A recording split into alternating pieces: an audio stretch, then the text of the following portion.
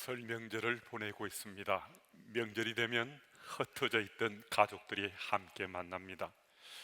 가족들이 함께 만난다는 것만으로 이날은 참 좋은 날입니다.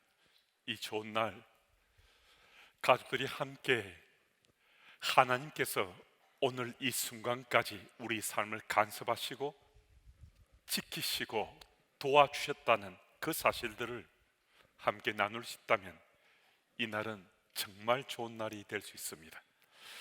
가족 모두가 믿는 가정일 수도 있습니다. 가족 중에 몇몇 사람만 믿는 가정일 수도 있습니다. 전자든 후자든 상관없이 가족들이 명절에 함께 모여서 선친들을 추도하고 돌아가신 어른들에 대한 아름다운 기억들을 떠올린다는 것은 함께 만나는 그것만으로 참 뜻깊고 의미 있는 날이라고 할 수 있습니다. 더불어서 앞으로 우리 인생을 어떻게 살아가야 될지, 우리 삶의 핵심 가치가 무엇인지에 대해서도 함께 나눌 수 있다면 이 날은 정말 우리 삶에 뜻깊고 의미 있는 날로 기억될 수 있을 겁니다. 오늘 우리 이 토픽을 가지고 좀 말씀을 나누고자 합니다. 황성주 박사님이 춘천 한림대에서 강의를 마치고 밤늦은 시간에 북한 강변을 따라서 차를 운전해 왔는데 갑자기 차가 미끄러지면서 차체가 한 바퀴 돌았습니다. 오른쪽은 산이고 왼쪽은 북한강 낭떠러지였는데 그 낭떠러지로 차가 미끄러지고 있었습니다. 꼼짝없이 차는 낭떠러지로 떨어지는 거였습니다. 근데 바로 그 순간 반대편 차선에서 그랜저 승용차가 나타나서 차를 들이받았습니다. 차는 심하게 손상되었지만은 낭떠러지로 떨어질 그 위기 상황을 모면할 수 있었습니다. 이날 후에 황 박사님이 이렇게 고백했습니다. 사람은 언제 자신이 떠날지 알 수 없습니다. 지금 바로 떠날 그 날이 될 수 있다는 사실을 기억하고 살 수 있어야 됩니다.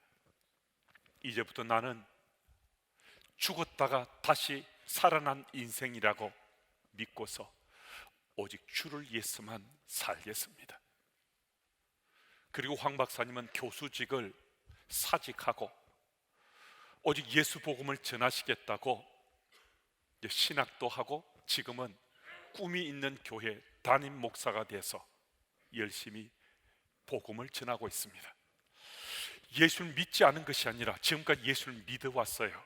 그런데 어떤 사건 상황 속에서 예수님이 그리스도라는 이 사실이 새롭게 재조명된 거예요. 예수님을 다시 만나게 된 겁니다.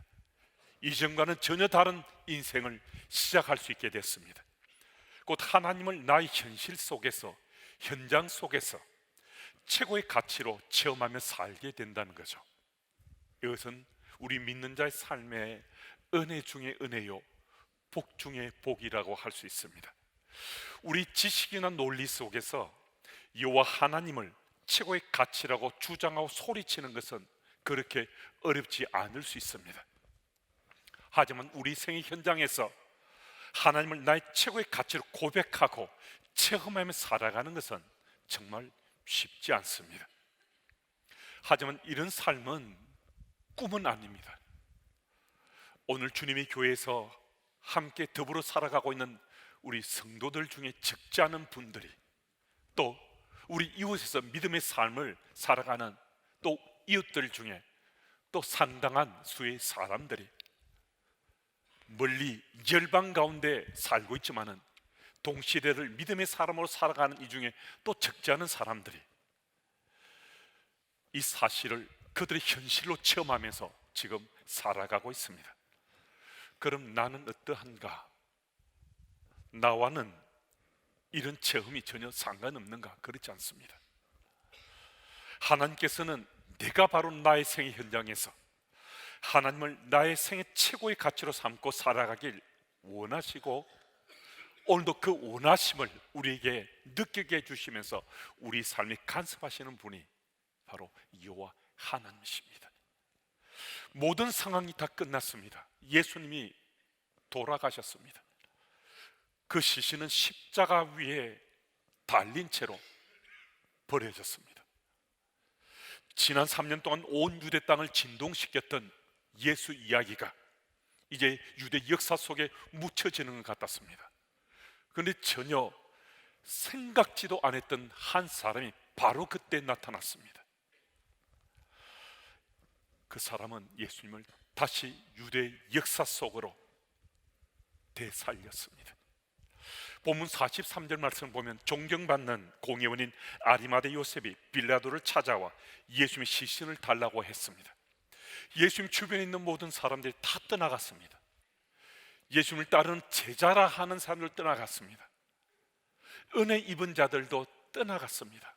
예수님 12제자도 예수님을 떠나갔는데요, 떠나갔다기보다 도망쳤다라는 표현이 더 어울림직하게 그들은 도망쳐갔습니다.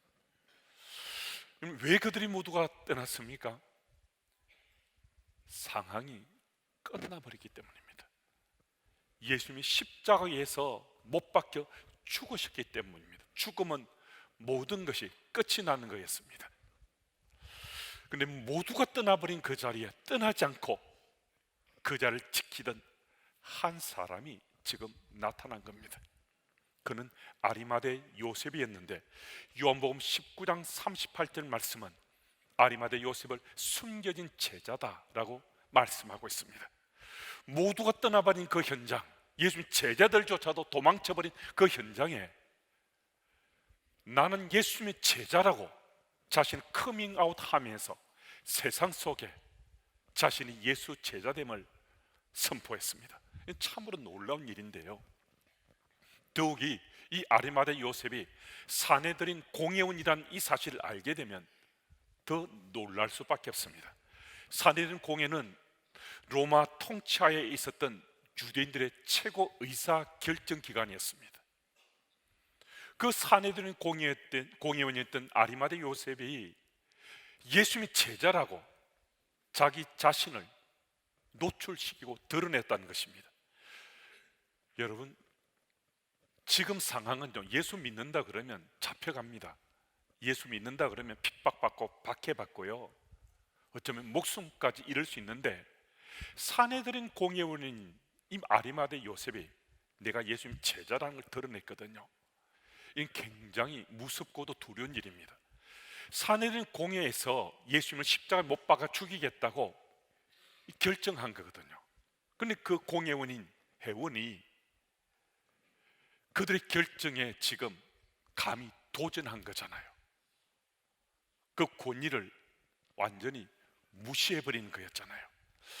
어떻게 아리마대 요셉이 자신이 사내들인 공회원인데도 예수님의 숨긴 제자라고 자기를 드러내고 예수님의 시신을 달라고 빌라도에 가서 요청할 수 있었는가? 43절 하반절의 말씀은 이렇게 기록되어 있습니다. 그는 하나님의 나라를 기다리는 자라. 그는 하나님 나라를 기다리며 지금까지 주를 향해서 주를 바라보며 살아온 사람이었습니다. 요 하나님을 자기 삶의 최고의 가치로 여기고 살아온 인생이었어요.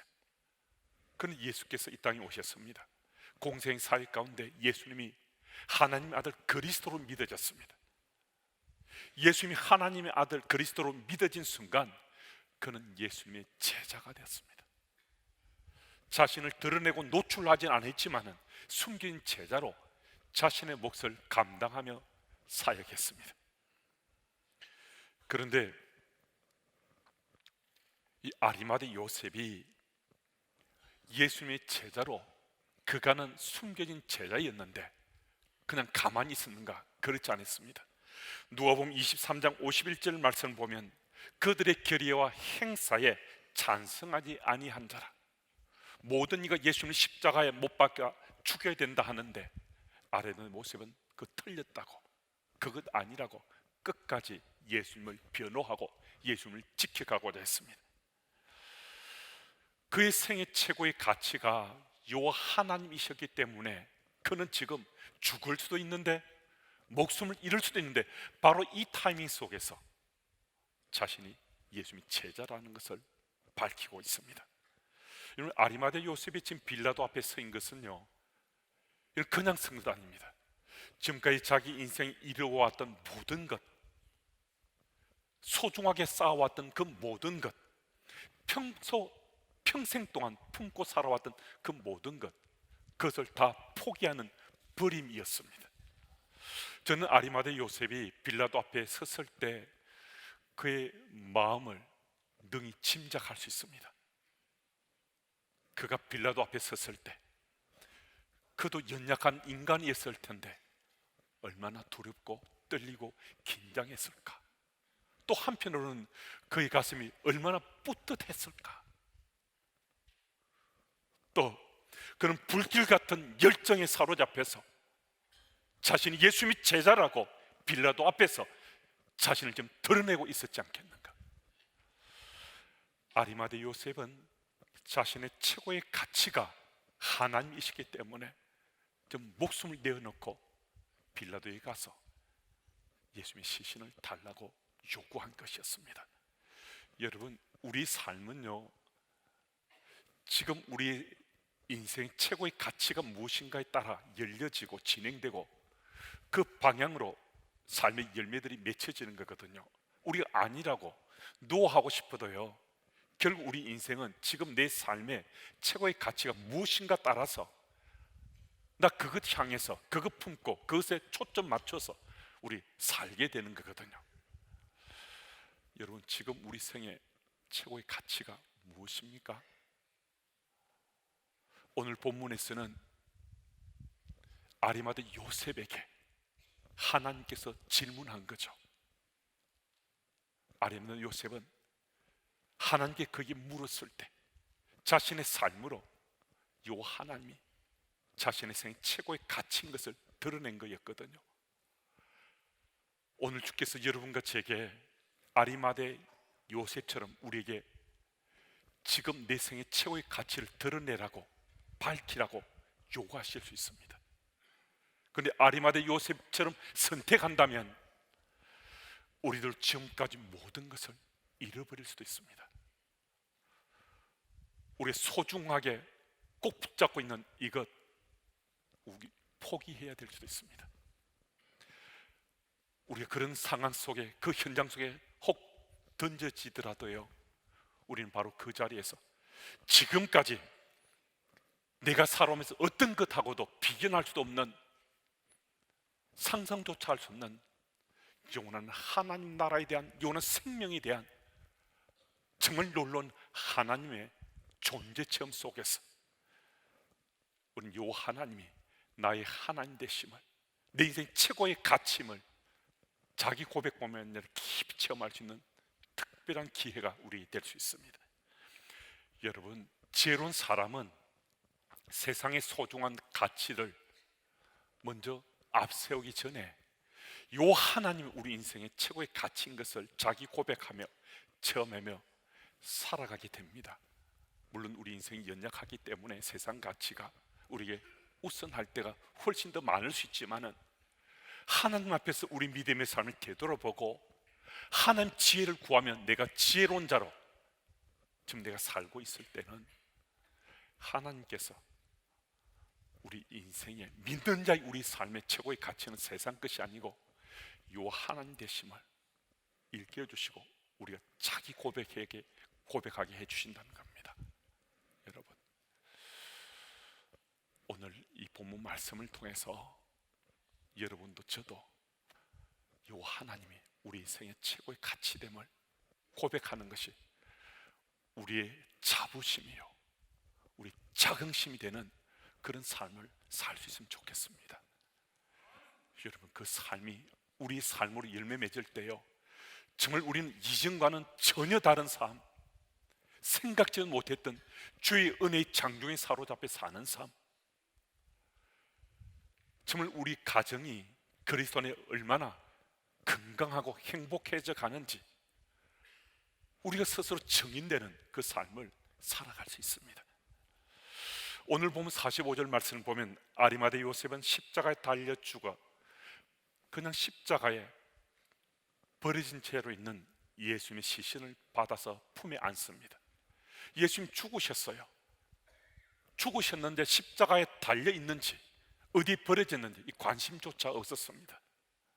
근데 예수님께서 죽으시고 지금 십자가에 달리셔서 버려져 있었습니다. 아리마대 요셉이 빌라도에게 예수님의 시신을 달라고 요구한 겁니다.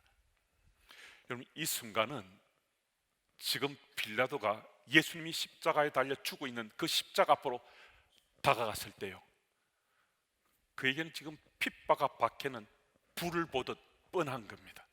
어쩌면요 목숨을 잃을지도 모릅니다. 아리마대 요셉은 바로 이 타이밍 속에 바로 이때 세상을 향해서 나는 예수님의 제자다 한 이 사실을 자기의 삶으로 선포하고 있습니다. 여러분, 어떻게 이것이 가능한 줄 아십니까? 아리마대 요셉은 바로 이때를 위해서 자신이 예수님의 제자로 살아왔다는 것을 믿었기 때문입니다. 에스더 4장 14절 말씀은 우리가 잘 아는 구절인데요, 우리 이 구절을 함께 읽어보겠습니다. 우리 함께요. 이때에 내가 만일 잠잠하여 말이 없으면 유다인은 다른 데로 말미암아 노임과 구원을 얻으려니와 너와 내 아버지 집은 멸망하리라. 내가 왕후의 자리를 얻은 것이 이때를 위함이 아닌지 누가 알겠느냐 하니, 하만은 성문지기 모르드게가 페르시아 2인자인 자신이 성문을 오고 갈 때 무릎 꿇고 절하지 않는 것 때문에 붕괴했습니다. 그래서 유대 족속을, 민족을 다 멸할 흉계를 짜냈습니다. 하만의 흉계로 유대인이 몰살당한 상황에 처해졌을 때 모르드게가 왕후 에스더를 찾아가서 내가 왕후가 된 것이 바로 이때를 위함인 것 그거 아니겠느냐고 에스더를 일깨워 주었습니다. 그 사실을 깨달은 에스더는 왕후라 하더라도 왕이 부르지 않으면 왕 앞에 나가면 이거 죽임 당하는 겁니다. 그 당시 페르시아 법에 의하면 왕이 부르지 않았는데 왕 앞에 나가면 왕이 금규를 내밀지 않으면 그가 누구든 다 죽임을 당했습니다. 그런데 에스더는 왕이 부르지 않는데도 목숨을 걸고 왕 앞에 나아가서 이 하만의 흉계를 고하고자 합니다. 그때 왕이 금규를 에스더에게 내밀어 준 거죠. 어떻게 에스더는 자기 목숨을 걸고 왕후의 직책도 팽개치고 왕 앞으로, 아수에로 왕 앞으로 나아갈 수 있었겠는가? 에스더는 자신이 왕후가 된 것이 바로 이때를 위함인 줄 알았기 때문입니다. 자기 민족, 자기 동족을 구하기 위해서 바로 이때를 위해서 자신이 왕후가 되었다라고 깨달았기 때문입니다. 여러분, 오늘 여러분과 저는 믿는 자의 삶을 세상 속에서 때로는 충실하게, 때로는 부실하지만은 우리 믿는 자로 살고 있습니다. 믿는 자로 살아온 우리들에게는 하나님께서는 우리에게도 바로 이때, 바로 그때를 우리 앞에 연출하십니다. 아리마대 요셉도 에스더도 요 하나님의 하나님으로 믿어지는 그 믿음의 삶을 살았기에 그 인생길에 바로 이때, 바로 그때를 하나님께서 그들 앞에 드러내신 거였거든요. 요즘은 남녀 평균 나이가 80세 이상 다들 사시잖아요. 우리 주변에 80, 90 되신 어른들을 쉽게 우리 뵐 수 있습니다. 젊은 사람은 말할 것 없고요, 80이든 90이든 백수로 하더라도요, 중요한 것은 우리 인생이 무엇을 위해 준비되었는가 하는 것입니다. 나이는 전혀 문제되지 않습니다. 오늘 내가 젊든 좀 연세가 아주 높든 오늘 나의 지금 삶은 이전 내가 살아왔던 거나 지금 내가 살고 있는 거나 바로 그때를 위해서, 바로 이때를 위해서 준비되었다라는 이 사실을 믿고 오늘을 사는 것이 정말 중요합니다. 여러분, 아리마대 요셉이나 에스더는요, 요 하나님이 그들의 최고의 가치됨을 믿었기 때문에 바로 그때를 위해서, 바로 이때를 위해서 자신들의 삶을 세상 속에 드러내었습니다. 주께서 오늘 여러분과 저도 쓰시고자 우리에게 이때를 요구하실 수 있습니다. 그때를 요구하실 수 있습니다. 오늘 여러분과 제가 요 하나님을 나의 생애 최고의 가치로 삼고 고백하며 산다면 여러분도 저도 그때를 위해, 이때를 위해 도구로 쓰임 받을 수 있습니다. 그 현장에 함께 설 수 있는 여러분과 제가 다 되었으면 정말 좋겠습니다. 그리고 46절 말씀을 보면 아리마대 요셉은 예수님의 시신을 바위 속에 판 무덤에 매장했습니다. 유대인들은 바위를 파거나 자연적인 굴을 무덤으로 많이 사용했습니다. 예수께서 매장된 무덤은 채석기로 바위를 깨뜨려 만든 인위적인 동굴이었는데요, 전에는 한 번도 사용해 본 적이 없었던 무덤이었습니다. 마태복음 27장 60절 말씀에 의하면 이 무덤은 아리마대 요셉이 자신이 쓰려고 준비해 놓았던 무덤이었습니다. 아리마대 요셉이 그 당시 몇 살이었는지 알 수 없습니다. 하지만 아리마대 요셉은 자신이 죽을 수밖에 없는 인생인 걸 누구보다도 잘 알고 살았던 것입니다. 자신이 죽을 수밖에 없는 존재라는 걸 자각하고 살 수 있다면 그 삶은 복 중에 복이요, 은혜 중에 은혜라고 할 수 있습니다.